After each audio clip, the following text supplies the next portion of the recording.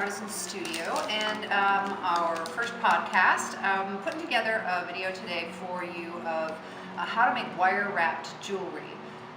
One of the things that I like to go over first in some of my classes are just some of the basic things that you'll need. I don't get too huge into the detail of it, except for the fact that I really like to save money, so I don't spend a whole lot of money on very expensive tools or supplies. I try to save cash whenever I can, just because I like to make more stuff, and the more I save, the more stuff I can buy to make. So I just want to show you a few of my personal favorite tools. This is probably number one. It's, if you can see, the tips are a little bit rounded on here. I'll do maybe a close-up. We can put it down on the corner here later. These ones have rounded tips, so you can make, this type of swirl pattern. Makes it a little bit easier. These ones have a flat edge on them. They make it nice for making sharp bends, sharp angles.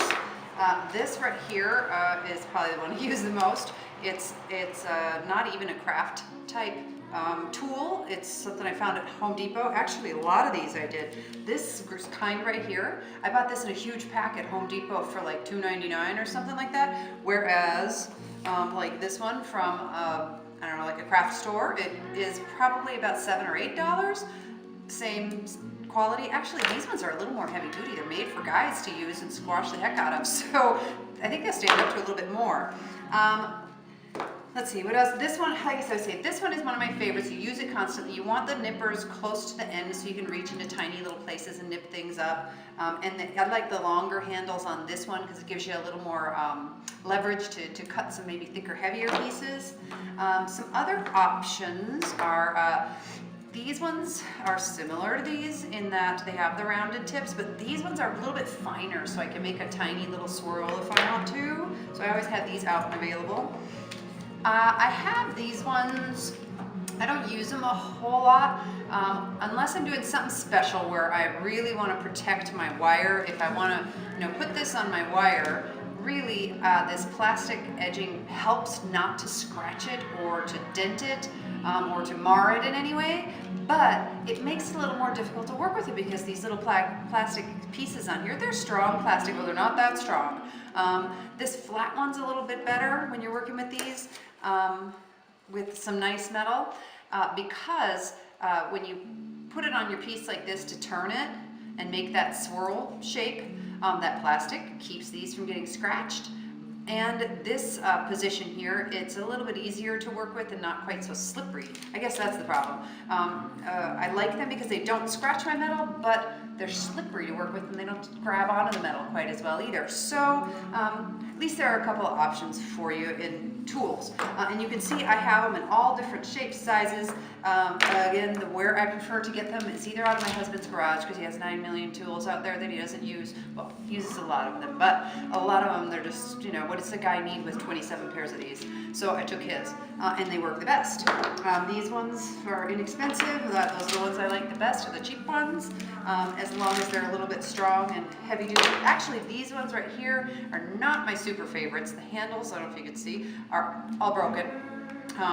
And sometimes they spin around and cause trouble. I'm afraid they're going to pop off soon. So if you see this brand in a store, I'd kind of avoid that one. I just use it again because I'm cheap and I don't want to buy more. Okay, next on to wire stuff. When you're wrapping any kind of stones, beads, whatever you're wrapping, there are so many choices for wire out there. I couldn't go over them all, but I'll give you kind of a little overview of what you're looking for. See, the higher the gauge, the finer the wire. That doesn't make a ton of sense, but just the way it is. So like this one is a 22 gauge. This one, much thicker. And where's the gauge on this one? This is an 18 gauge. Again, I'll do a close-up so you can see that later on. When I'm picking out wire, I don't necessarily look at the numbers so much. I try to find wire stores that have it, pieces of the wire sticking out when at the store when I'm looking on the shelf or whatever, and then I keep the package, so if I want to like order more online or if I want to send somebody to the store for me, then I can just look at the package and say, hey, I need copper wire and I need it to be 18 gauge because it says so right there. Because it's hard to tell, which gauge is going to do exactly what you want, especially when you start talking about the different metals. This here is aluminum, and this one here is, I don't know what this one is. I think actually this came off a spool that was steel wire. So here's some steel wire, and it's a little bit hard to bend. You can see my finger kind of jams in like that when I try to bend against it, whereas this one's much thicker, but it's like nothing to bend. It's aluminum. So the gauge can be kind of confusing. When you're first starting, what I would really do is just grab onto a piece of that wire and bend it and see, does that seem very strong? Even the little fine stuff, I mean, this is fine little wire, but if you wrap it around something enough, I mean, it's like super strong string. So even this fine stuff can do some of the work that you're looking for. Occasionally, most of the time, I use a couple of different gauges of wire, different thicknesses, or even different types of metal in my pieces that I'm working on, and it kind of gives it a little design effect on there when you use the different types of metal and the different gauges, and it depends on your stones too, or your beads that you're working with. If you're working with super fine beads, great big thick heavy metal is not really what you're going for design effect. There are also, along with gauge and type of metal for your wire, there are also shapes to the metal. If you look at your craft store, or if you're looking online to order stuff, some of them will show up in the corner, if you can see that, the little square up there. That means this wire on the end of it looks like it's shaped like a square on the end. It has flat sides, which make it a ton easier when you first start beading. So, or wire wrapping. When you first go to the store, pick up a few fun things to put together. Don't focus on, like this huge amazing piece. Get some simple beads. I'll show you some cool stuff later. And get some wire that's a medium gauge. Oh, this one's 22. You could go even a little bit finer than that. That's fine, but not too much. I think I was debating between gauge 22 and gauge 20 for this, but you could even go to 24 if you wanted to. This is the same gauge wire. This one's round though. When you look at it from the end, it's a circular piece of wire, what we're used to. You can get this, but when you first start beading, promise me, as we get further into these stages, you're going to find that you're going to be saying to yourself, "Ugh, I wish I would have got that square stuff," she said. It would be a lot easier right now. I wouldn't do this flippy thing. So just trust me on that one. I'll give you some direction on beads in a second. But for right now, work on 20, 22, 24 gauge wire. Work on square wire if you can, and by all means avoid memory wire. I had a few little incidents where folks brought in their own wire to work on in my classes, and one lady was just struggling so bad with it, and I found out she had been working with memory wire. That stuff does not like stretch out the way you want it, unwind or anything. You go like this with it and it goes boing, boing, boing, and goes wings back up again. So that's not the one you want to use for wire wrapping. That is a whole different project there. There are also colored wires. These ones tend to be a lesser grade metal, like aluminum or something like that. So they're not, they don't hold together quite as well. When you wrap that bead, you like that wire to be good and strong and tight around there. So I'd avoid some of the aluminum stuff, and I'd avoid these colored ones, especially for now until you kind of really figure this out.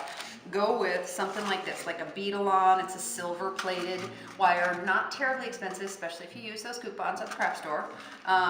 And go with the square. So that's my information on your wire. Next, I want to give you some info on the beads themselves. I tend often to go with a little more, organic kind of stuff. You may want to find some cool, crystalline looking beads that you like. They can have holes in them. They don't have to have holes in them. But when you first start, I would suggest starting with some kind of a bead or a stone that does have a hole in the middle. I'll show you a couple of tricks later that make that hole will help make this job a lot easier, especially when you're learning. And you really need to learn slow with beading or with wire wrapping. If you jump right into a really hard project and it gets really frustrating and you may not want to stick with it, but if you start with a super, super simple idea and learn the basics, as you kind of work on from there, that's when it becomes really fun, because that basic foundation is there. The rest is really easy to work off of. I like to use, like I said, these little bit more organic, stone-looking beads. All of mine, I think most of them have holes in the center, you know, like a regular bead, so you could string it if you wanted to, but you can use a small piece, a great big one, round ones. This one's cool. This one's like a big block. I love stuff like that. All right, first thing I've got to do is, actually the first thing I'm going to do is show you some samples of some finished wrapping, and give you an idea kind of what you can work into, and give you an idea of the small project we're going to do today. What we have here are a couple of examples of what you can do with wire wrapping. This is stuck to the other one. I have to do that. Sorry. This is more of a traditional piece, and this is kind of what we're going to do today. Yours may be a little bit more simple, this little decoration here on top. We may not get to as much of that, but really this is kind of a traditional, simple beginner's wrap. So we're going to work on this one probably, but as you kind of jump up further and further into this, there are so many options, it's crazy. This is, I would like to say, somewhat still traditional, but the gal who makes these, this one is actually made by Maureen Perthler. She's super talented. The wire wrapping stuff she does is just really ridiculously stunning. You can see that each little piece on there, it was hand wrapped, hand bent, and they're all so even, and the stone that's hung in the center is actually, first, it's a stunning stone. Second, that idea around there is just so super beautiful. But this is the sort of thing you can work into. You've all probably seen a wire wrapped stone with like the tree of life that's on it. That's another really fun wrap. That's usually a good, after you've done 2 or 3 little more simple ones, jump up into that tree of life one and you'll get a fun experience out of that. My stuff tends to be a little, again, on the organic side. I like the rough stones, the earthy colors. You can see some of my work here. We've got, you know, these little stone donuts are just so pretty. And you can see I usually use like a black heavy wire. Actually, most of my black heavy wire, again, I'm cheap. I go to Home Depot, and in the construction department, I have a construction background, so I know a lot of their materials in there, and they have a couple of different gauges of heavy wire back there. One of them I use for a lot of my stuff is actually rebar tie wire. You know, the rebar they put in your concrete basement, and they tie that rebar, those corners together and stuff with this wire, and you can get a huge humongous spool of it for like $5. And in like 2 aisles over, you can get this cool looking black wire, and a great big bunch of it for like $3 or $4. So I love Home Depot, Lowe's, all of them. And then you can see I mix types and colors of wire too. I love the coppery stuff. I love the darker stuff. I usually make my own findings. Again, I'm cheap. But I think too that these handmade findings on the ends, I don't know, they make a really unique piece. They're not going to be found anywhere else. This is, you know, unique to this necklace here. You know, it doesn't just have to be wrapped around the edges. This one's hung through the middle. This one isn't a donut. It's not open in the middle, but look at the different way I wrapped it. I didn't go all the way around the edges like this. I just kind of did front and back. And this one, again, if you work with a hole in the middle of your bead, makes it a lot easier to hold that bead in the middle and wrap some decorative stuff around it. Whereas like this one does not have a hole in the middle running through it, so you have to hold the bead in place by holding that wire, like sandwiching it in there. Makes it a little bit harder, but this way, with the bead in the middle, or with the hole in the middle of the bead, you can do a lot more decorative stuff too. And you don't have to stop with just one stone. I, you know, kind of wrapped up 2 of them here. Actually, I think this one on the bottom is kind of like, don't know, I would like to say some kind of rubber, hard rubber, not quite plastic. This one's a stone, and I just kind of wrapped them both up to look really pretty and hung them together. You can get a little crazy with it, I do. This rack I made in a weekend because I couldn't stop making wire stuff. Actually, because a friend gave me a big box of cool beads and I couldn't sleep at night. I would wake up thinking about, oh, that one bead I could do some really cool stuff with, and I get up at 4 o'clock in the morning and start making beads because I can't help myself. This one's kind of fun. I just took this stone and wrapped it up like a wine glass. And then I got bored with making wine glasses, so I started making little people with all the cool beads I have. And then of course I added the animals. I sold a little doggy one, but here's the little kitty one. I'll show you close-ups of these. So you can see, you can reach through a lot of different genres. You can go start with the simple, move on into the beautifully detailed, intricate. You can go with you know, delicate, fine, pretty work. These, you know, these are a little bit heavier. These, you know, this is not everybody's style here. But also maybe this isn't everybody's style too. So you can go a lot of different directions, and usually you'll find after you start working for a little while, you'll find what your style is. And after a while, you'll look back over the last 5 or 6 pieces that you made and you'll say, guess I found my style, because they're all gonna have that similar, I don't know, either a type of wire that you like, or a color of wire that you like, or a color of stone, or you like more pastels, or the more dark, heavy colors. You're gonna find out what your style is, and that's okay. Totally go with it, especially in the beginning. Just run with your own style, figure out what you like, figure out what you enjoy making, and from there, if you feel like branching out, hey, it's not that hard to do. Just find a couple of cool, interesting designs that are maybe not your style. Maybe a friend suggests them because she thinks they're cool and she's got a little bit different taste than you. Build that one. Just try to learn something new from it. That's a great way to expand your abilities here and kind of learn a few new tricks too.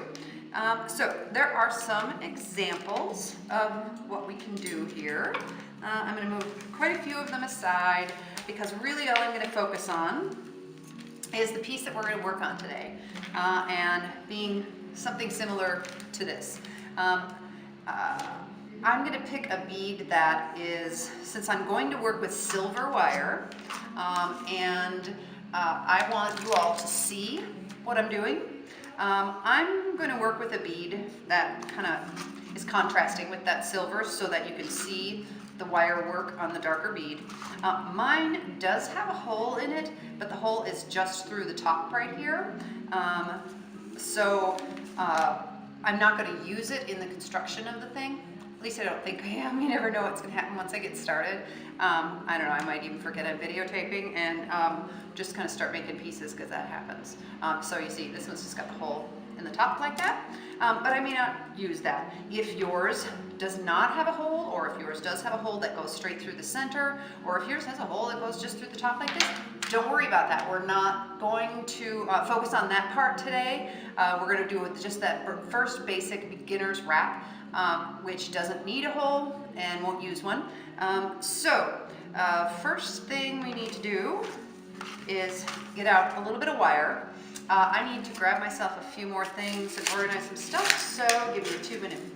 You don't need to have a break, do you? Because I'm going to pause this and then I'm going to come back. What we're going to work on now is cutting a few pieces of our wire. I've got a couple that I've already cut. We're going to end up wanting 4 of them. I've done 3. I'm going to do 1 more so you can see kind of how it's done. Pretty simple. I straightened my wire out just a little bit.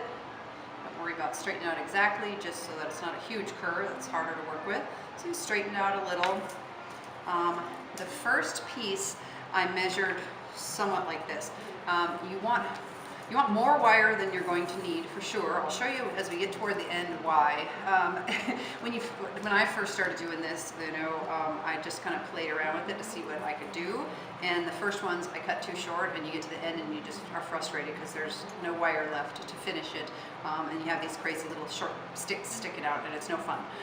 So when you start, measure it something like this. You want it, it's going to end up sticking up a lot higher than your bead or your stone or whatever. So kind of start your bead a little further down with extra wire sticking out of the top, and then just kind of roll that stone or that bead, so you can imagine about how long it's going to need to be. And again, but once you've kind of rolled it, then leave a little bit more on the end too. And once you do that with your first one, then you cut that one, and then you take that first piece you cut and make them all 4 of them about the same size. And again, we're not talking rocket science here. It doesn't have to be exact. Get it as close as you can. If you're not sure, longer is better. So now I've got all 4 of my pieces here. And this is my heavier wire. This one's the 22 gauge, and this is this one that's square. I'm also going to use a little bit finer wire, I think, to wrap the sides of it. And I want you to use a little bit finer wire too. What gauge is this one? Let me see if I can find one here that's a similar gauge. No, that's too thick. It's about this. It's about a 28 gauge, and this one doesn't have to be square. Round is fine. I don't even know if they make it square in this fine of a wire, but I use a few bits of this just for the wrapping on the edges. You can see here there's a little bit finer wire used to wrap it, and it's a lot easier to work with. And I'm going to use even finer than what's on here because, as a beginner, this finer stuff is going to be easier for you to deal with too. I'm going to cut myself a couple of pieces of that. I hope I can untangle my wire. I kind of have a mess here. Oh, there we go. The finer stuff I try to keep bundled with the little clip still around it, because if you don't, I have one over here that kind of got unwrapped in one of my classes, and it looks like this, and it's kind of a disaster, and it gets stuck in everything, and it makes me mad, so it's way over to the side. I'm not happy with it. I'm not talking to it right now. And I maybe want to cut, I don't know, let's cut 4 of these also. One. In the beginning, you're also going to use a little bit more wire than maybe is necessary, and you may think, oh gosh, that's kind of wasteful. In the beginning, it's kind of hard to avoid that because until you kind of get a good feel for it, it's hard to decipher exactly how much of what you should use, and again, more is better. So always cut a longer piece than you may need.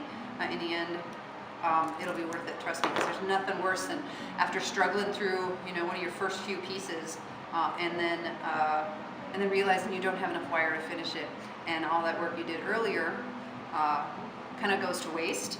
And all that wire that you just wrapped and did stuff with and cut, all of that wire goes to waste because you can't really finish a piece with it because there's not enough wire there to do it. So it is honestly a little bit less wasteful, especially in the beginning, to use more wire than you need. So I've cut myself, I think 4 of these smaller, these finer gauge wires, just to have them set aside and ready for when I need them.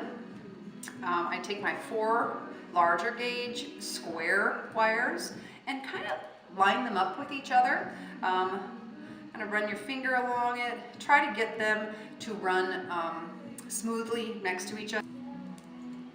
So once you have it all kind of straightened out a little bit anyway, what I want you to do is grab the 4 pieces of the heavier square wire. I want to pinch it about in the middle.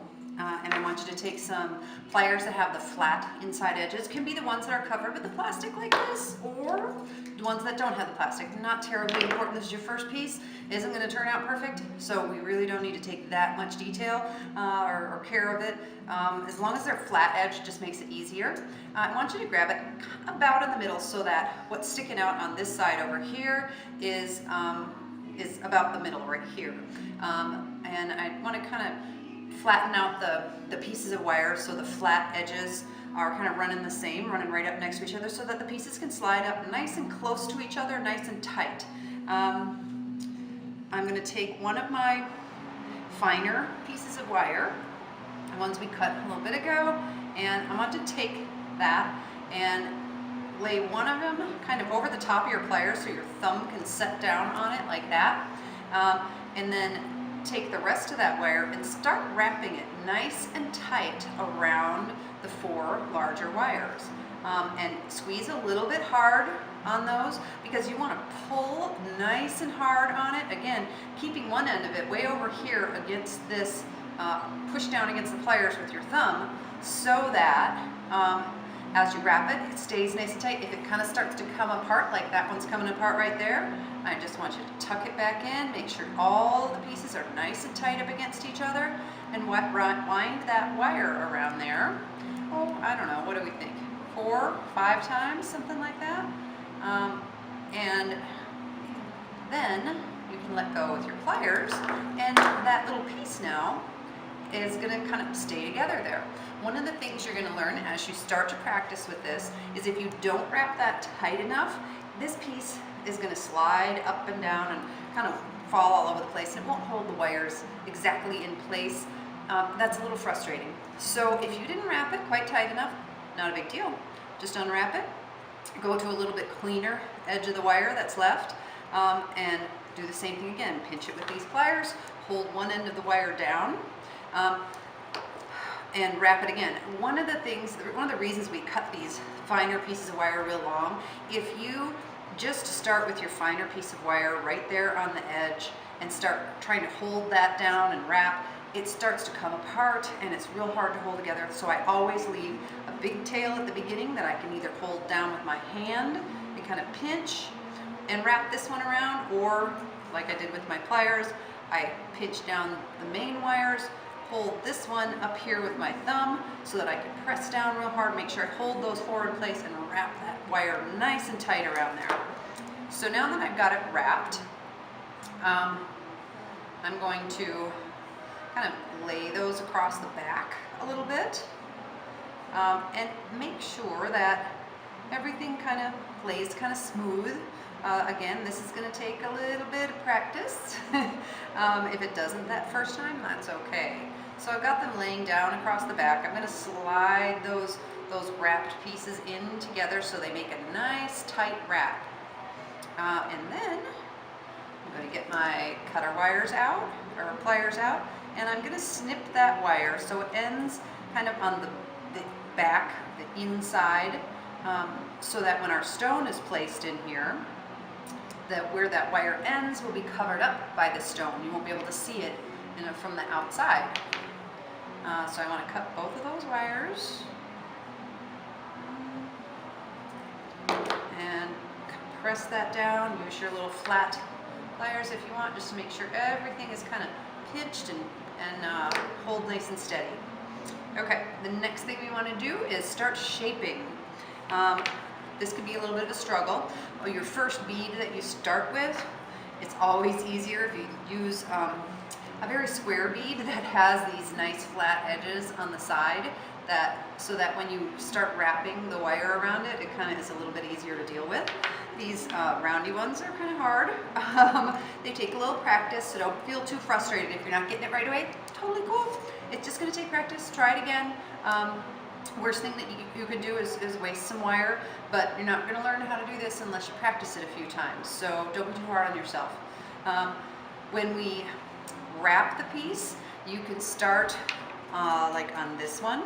What they did, Maureen is the one that built this, what she did is she started at the bottom here. You can see how these kind of two wrapping pieces match up, and she just started wrapping her wire around those edges there. That's what we're going to do too. Again, square stones or beads are easiest, but any shape will work. I'm going to do it with this one to show you even an odd shape can be kind of bent in, and you just kind of place the stone on there and gently start bending that to where you think it needs to be. I think one of the hard parts for me is mine's not perfectly symmetrical. So when I'm talking too much, I don't place the stone in the way it's supposed to be placed in, but that's okay. I'll just keep bending it the best I can to make it as close as I can to wrapping around the piece. And really we're only working on the bottom part. We're not trying to wrap the whole entire thing right now. We're just trying to wrap that bottom section so we can decide where we want to put one of these smaller wires wrapped. So once we figured out where we want to put the wraps that go on the side, I hold my stone up there. I put my flat pliers back on that side and kind of mark the spot where I would like to put that second wrap. So now I know I want to put that second wrap right about here. Again, I want to straighten my wires out, the square ones. This is where the square ones make it pretty easy. They line up right next to each other and they lay flat without flopping all around. Again, we take one of our smaller wires, hold the top part of it down on the top of the pliers with our thumb, and wrap that around nice and snug and tight around our 4 larger square wires.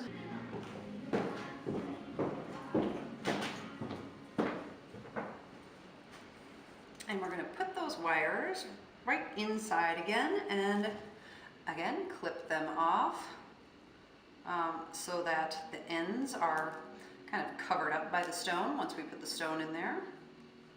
And a little bit long. And again, flatten them out a little bit, make sure that whole thing is kind of compressed and pushed together and looks a little bit clean if you can. If it isn't looking a little bit clean, it's a little bit messy, that's okay. You just want to get through this first one so the whole idea, the concept jumps into your head. Once you do this first one and you get kind of the idea of it, the whole thing makes so much more sense.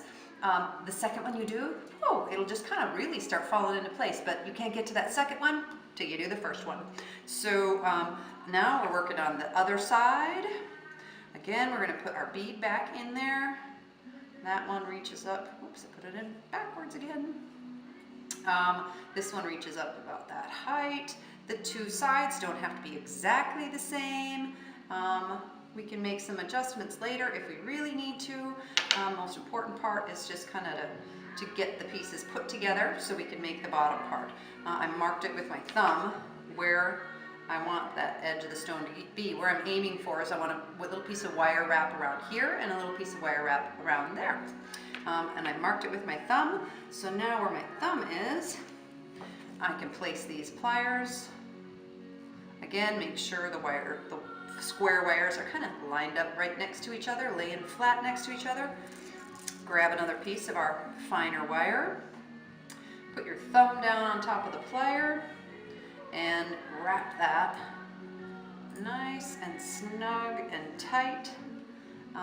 As I'm pulling it, it's sliding through my fingers a little bit, so I kind of am bending the wire to kind of pull on it hard enough. And I'm going around, 3, 4 times, something like that. Keep it pressed farther against your pliers so it all stays nice and compressed. Pull that wire through there, and again, end them on the back here, on the back side. Lift them just a little bit so that I can cut them, so that we don't have all these ends sticking outside of our piece. They're inside between the wire and the stone. Make sure it's all nice and flat and compressed. Push them together a little bit just so they don't slide apart. Okay, now we have the bottom part of our wire wrap. Let's see if I can show you that. It's hard to hold it in place, which is why we do this bottom part, which we call the basket, first. Once we've kind of got this part put together, the next part is to make a basket for this to sit in. Again, we want to make sure that the wires are bent around the edge of the stone so that it fits together as good as it possibly can. If you have a nice, easy, straight-lined square stone, it's going to work easier than one of these roundy ones. But that's the general shape. So once we're there, the tool I like to use is these pointy, rounded end pliers. I kind of hold on to the bottom of my piece, and there are 4 wires running across here. 1, 2, 3, 4. The 4th one, counting that way, 1, 2, 3, 4. This one over here, I want to grab that wire about halfway between the 2 pieces of wire wrap, and only that one square wire. And I want to pull that in. And it doesn't have to be pulled in a lot. Just pull it in a little bit so it's sticking out like that.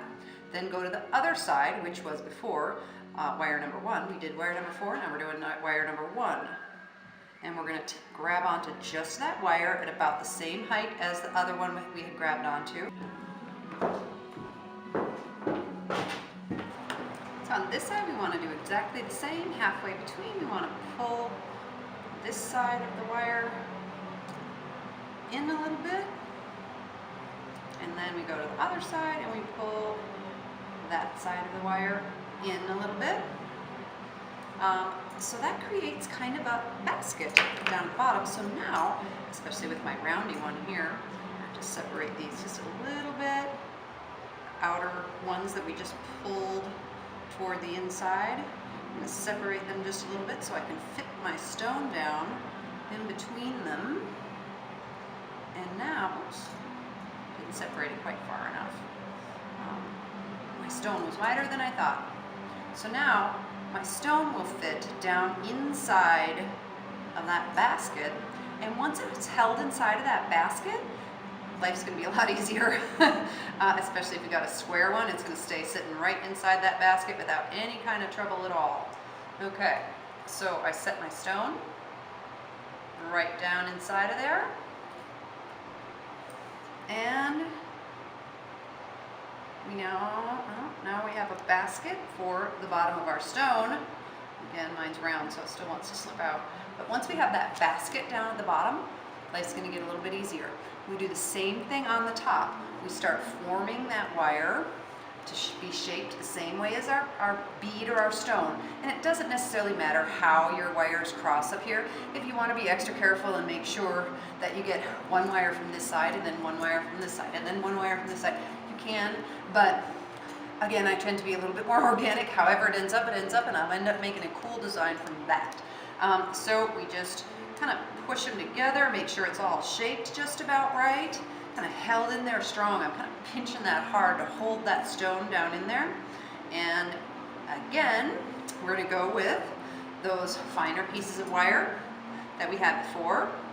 I'm going to hold that wire with my hand down here. I'm going to take that wire and wrap it as tight as I can around the top part of those wires that are all coming together. And this is not permanent. We're just wrapping it around to hold it, okay? So that now we've got a piece we can actually work with. That makes sense? Now, I'm going to press these down into each other just a little bit and make sure everything is nice and snug in there. The next step we're going to move on to is when we made the bottom basket. Now, we're going to make the top basket same way. Grab the wire that's the furthest on this side. Take that wire, slide it in like that. Go this side first, I think I'm going to do. Grab the outside wire over here and pull that onto the side of the wire, onto the side of the stone. Again, so it leans in on that side. And we'll go to the other corner and pull that one in, and the final corner over here. I did that one with my thumb. So now we have 4 corners coming in to hold our stone in place. Okay, now that I've got everything in place here, I'm going to take that temporary wire off of the top. And then I'm going to be a little more careful to make sure that I'm bending my wires all the way down where I want them, making sure they're laying smooth against the side, make sure that they're pressed in all the way across the top. If you have a corner up here, then this is where you make sure it bends right over the corner. And I'm just going to press it into place the best I can and kind of bend them over the rest of the way. Each one, you can kind of hold it in place, kind of bend it a little bit further over so that they go all the way down like that. Then start on the other side, hold these ones down, make sure they bend over a little bit further so they really are bent over to meet at the top. And now we're gonna use a fresh wire. This is the one we already used once. That's not quite very clean anymore. So again, I'm just going to hold on to one end of my fine wire, make sure everything's pressed in. And once I have that wrapped nice and tight around the top, all these little spiny pieces sticking up here, that's what I was talking about when you don't want to cut your wires too short to start with. You want to end up with some nice long wires up here. You know, even if you cut it even longer and you have these long loopy ones out here, that's when you can do some kind of cool, I don't know, clasp over the top, a little swirl around the side, even bring some of these back down and sweep them across the front and kind of pin them in the back there. All kinds of really cool stuff you can do. But this first one, I just want to again give you kind of an idea of the basics. I usually grab maybe 2 of the wires that are coming out more near the center than the others, that are about the same length. Here's my 2. Those are the 2. 2 or 3. What do you think I should use today? I think we'll do 2. All right, so 2 of them, a little bit longer than the others, at least in this case. I want to make those kind of run a little bit straighter up the top. I'm going to take those 2 and I'm going to bend them into a clasp. That's the part around the top that the necklace is going to go through. So I take those 2 pieces, use my rounded wires. You can use the ones with the plastic on them or the ones without the plastic on them, doesn't necessarily matter. And make sure you make it a kind of an open clasp, so not only does the necklace have to fit through, but if there's a clasp for the back of the necklace on the end of it, that has to fit through there too. So make it a little bit of a larger hole. Bend it out to the front a little bit, bend these 2 pieces in, and then that extra bit of wire that we still have hanging left from wrapping around there, I want you to wrap it around those 2 pieces that you just bent down too. And wrap it again as tight as you can make it.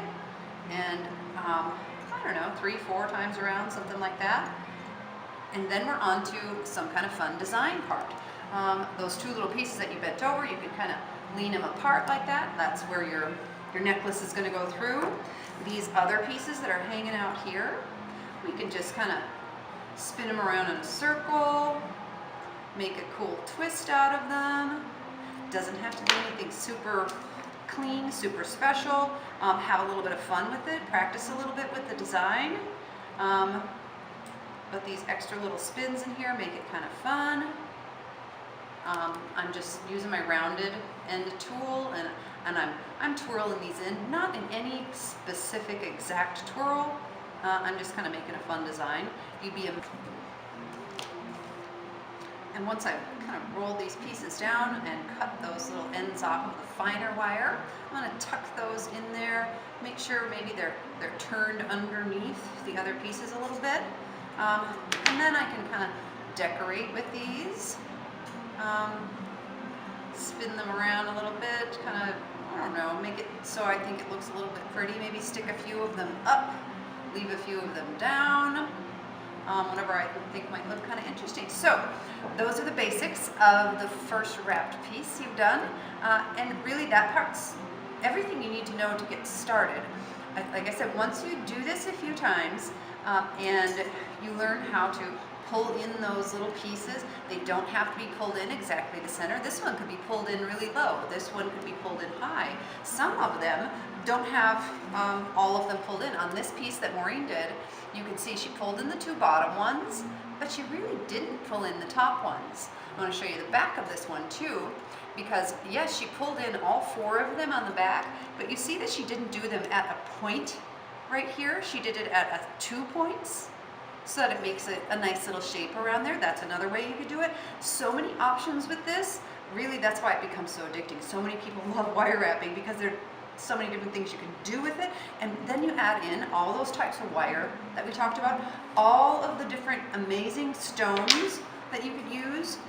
You could use the stones together, make these little people, wine glasses, little kitty cats, all kinds of stuff right from the beginning. As soon as you get those basics down, the rest all just falls into place. And for necklaces or slides for these. You can make your own, of course.